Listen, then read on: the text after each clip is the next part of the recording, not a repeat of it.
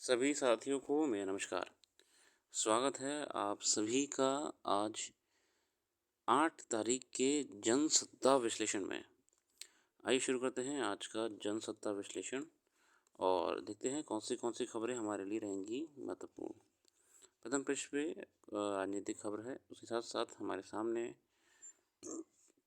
लोकसभा चुनाव में महिला नेताओं पर को लेकर जो अभद्र टिप्पणी की जा रही है, उसको लेके अखबार ने अपना ध्यान केंद्रित करा है।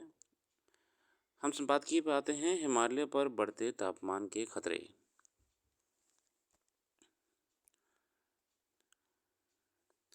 संपूर्ण हिमालय के पहाड़ पर भूभाग 21वीं शताब्दी से सबसे बड़े बदलाव के खतरनाक दौर से गुजर रहा है। इसकी स्थितियां स्थायी हिम रेखा 100 मीटर पीछे खिसक चुकी है। साथियों, हम जानते हैं कैसे जो ग्लेशियर्स होते हैं आपके, जो ये ग्लेशियर है मान लीजिए आप, ये धूप के कारण सूरज की रोशनी, जब देखिए सूरज की रोशनी तो वही नॉर्मल चल रही है ना। हमने गर्मी कैसे बढ़ा दी है, हमने गैसेस को ट्रैप कर दिया है, जो हम ग्लोबल वार्मिंग बढ़ा दी है हमने।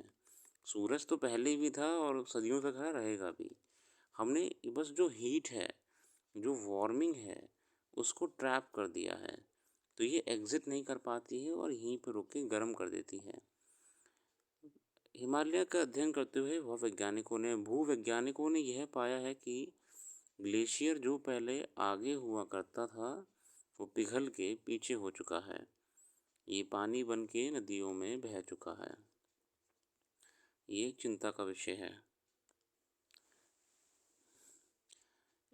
यहाँ जाड़ों में तापमान 1 डिग्री बढ़ने से हिमखंड 3 किलोमीटर तक सिकुड़ चुके हैं।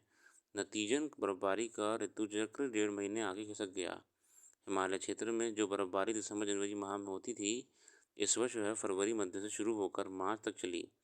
उत्तराखंड के वादियाँ हिमालय वाडिया इंस्टीट्यूट, ये बेसिकली साथियों वाडिया इंस्टीट्यूट है आपका, हिमालय का रिसर्च करता है, वाडिया इंस्टीट्यूट है। और ये पूरी हिमालय पर स्टडीज़ करते हैं। यहाँ पे भूवैज्ञानिक हैं और जीव जंतु वैज्ञानिक हैं, हिमालय का अध्ययन करते हैं वाडिया इंस्टीट्यूट में। ने 1901 से लेकर 2018 तक की जलवायु अनुसंधान इकाई के आंकड़ों का विश्लेषण करके निष्कर्ष निकाला है कि तापमान ऐसे ही बढ़ता रहा तो 8 से 10 साल के भीतर हिमालय पर बर्फबारी का मौसम पूरी तरह परिवर्तित हो जाएगा। बीते दशक में सर्दी में तापमान तो बढ़ा है, जबकि गर्मी का स्तर है स्थिर है, इसलिए हिमालय में गर्मी ज़्यादा समय बनी रहती है। ये बदलते हालात हिमालय के जीव जंतुओं और वनस्पतियों के लिए खतरे की घंटी हैं। स्थायी बर्फबारी रेखा हिमालय पर 4 से 5,000 मीटर ऊपर होती है।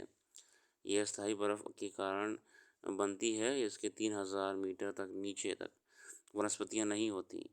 इस रेखा के पीछे खिसकने से जहाँ पहले कम तापमान में हिमपात होता था, वहीं अब बारिश होने लगी है। देखिए, हम जानते हैं कि जो पूरा वाटर साइकिल होता है, वाटर साइकिल के आधार पर ही इसमें वाटर साइकिल होता है। ये नदी तंत्र है, पहाड़ हैं, ग्लेशियर्स हैं, ये एक सर्कुलर वे में काम करता है। ज़रा सा भी परिवर्तन होने पे डिले आपका देखा जाता है फिर नॉर्मल चीज़ होने में। तो जो बर्फ़बारी पहले यहाँ हो जानी चाहिए थी, वो अब डिले होके आपकी यहाँ हो रही है। जो इवेपोरेशन, कंडेंसेशन पहले हो जाना चाहिए था, वो लेट हो रहा है। बर्फ़बारी के टाइम पे बारिश हो रही है, ठीक है। ये सब आपका वाटर साइकिल से असर पड़ता है और क्लाइमेटिक क्षेत्रों में भी उस जगह की जियोग्राफी से फ़र्क पड़ता है। आगे आते हैं, अब तक हिमखंडों के पिघलने की जानकारियाँ तो आती रही हैं, किंतु किसी हिमखंड के टूटने की घटना अपवाद स्वरूप ही सामने आती है। हालांकि कुछ समय पहले ही ऑस्ट्रेलिया वैज्ञानिकों की ताज़ा अध्ययन रिपोर्ट के पता चला है कि ग्लोबल वार्मिंग से बड़े समुद्र के जलस्तर ने प्रशांत महासागर के 5 द्वीपों का जलमग्न कर दिया है।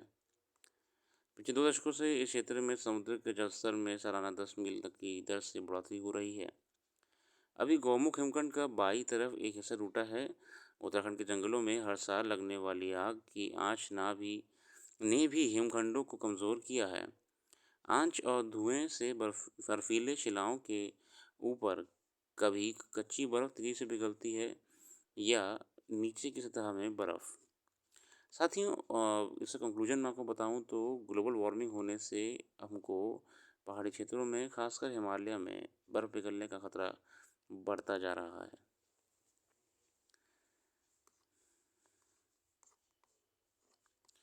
बाकी आर्टिकल ऐसा कुछ ख़ास नहीं थे तो मैंने उन पर डिस्कस करने का उचित नहीं समझा। आशा इतनी रखते हैं। अपना कीमती समय देने के लिए बहुत-बहुत धन्यवाद। आपका दिन शुभ हो।